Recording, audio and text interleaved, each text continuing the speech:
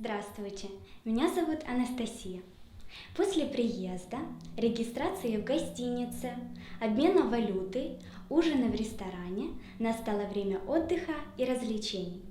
Давайте узнаем, как называются и произносятся места, куда по вечерам можно сходить и отдохнуть с друзьями. Чтобы узнать предпочтения и планы на вечер, спросите: какие планы на вечер? Какие планы на вечер? А также, куда хотите пойти? Куда хотите пойти? Этот вопрос, как вы заметили, задается или нескольким людям, или человеку, к которому вы обращаетесь на «вы». Формальное обращение, окончание «те». Хотите. Если же вы задаете вопрос другу, скажите: хочешь. Куда ты хочешь пойти?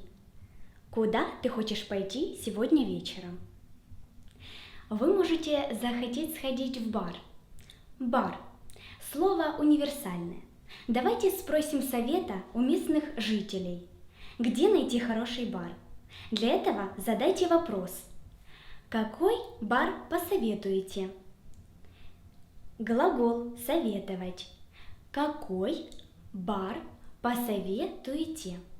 Вам скажут название заведения. Помните, как переспросить, если вы не услышали с первого раза. Говорим: повторите, пожалуйста.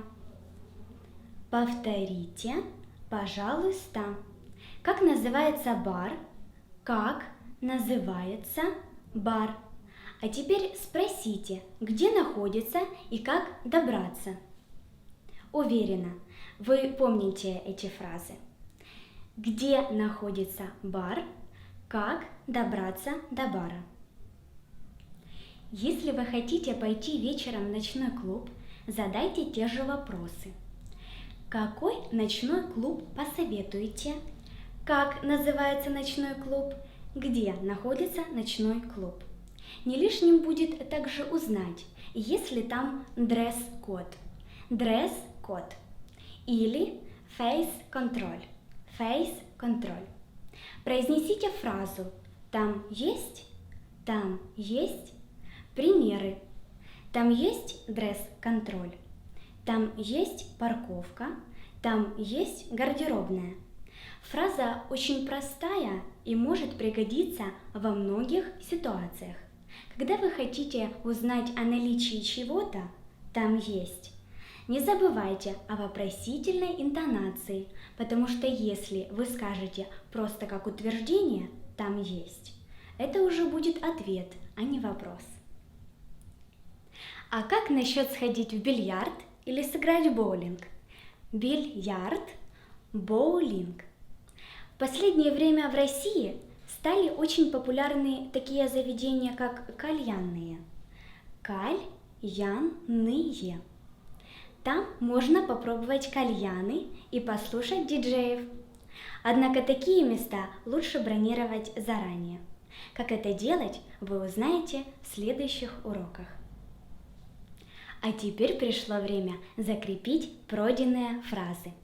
Представим, что вы с друзьями хотите вечером куда-то сходить, и среди вас есть русскоязычный человек, который хорошо знает город и готов вам дать совет.